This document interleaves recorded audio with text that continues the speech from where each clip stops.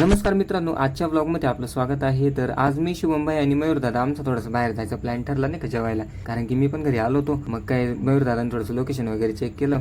मग शुभम भाईने थोडं त्याचे जेवढे काम होते तेवढे आवरून वगैरे आम्ही निघालो. तर मग मयूर दादा म्हणे मला अजिबात ब्लॉगमध्ये घ्यायचं नाही म्हणणे.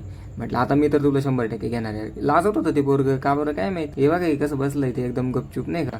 मग तेवढं झाल्यानंतर आपण गेलो पेट्रोल टाकायला गाडीमध्ये, कारण की थोडं लांब जायचं होतं म्हटल्यावर पेट्रोल वगैरे तर टाकलंच पाहिजे नाही का. मग त्याच्यानंतर मयूर दादाच थोडंसं नाव वगैरे घेतलं. तर काही जे लोकेशन मला पण माहित नव्हतं कुठलं आहे ते प्रॉपर. मग हे फक्त म्हणे चाल म्हणे तुला काय करायचंय, कुठं डोंगरात घेऊन गेलं ते यांनाच माहित. तुमच्या भावाच्या अकाउंटला तुम्ही अजून फॉलो केलं नसेल तर फॉलो नक्की करा.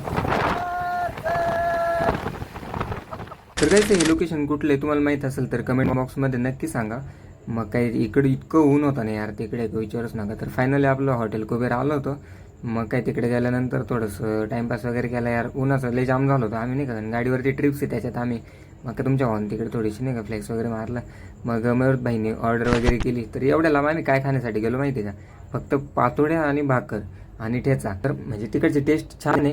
एवढं लांब जाण्याचं कारण तेच होतं भाई, टेस्ट एक नंबर होती त्यांची. या दोघांचं काय चालू होतं त्यांनाच माहित नाही का. जेवण वगैरे करून आम्ही मस्त तिकडून निघालो. तर हे मागे बसले होते, तर मागे बसून मला शिकवतं गाडी कशी चालवायची आणि काय नाही. ते तुमच्या भावाला शिकवायची गरज आहे का. फायनली आम्ही रिटर्न आलो. तर आजचा ब्लॉग कसा वाटला कमेंट बॉक्समध्ये नक्की सांगा. धन्यवाद.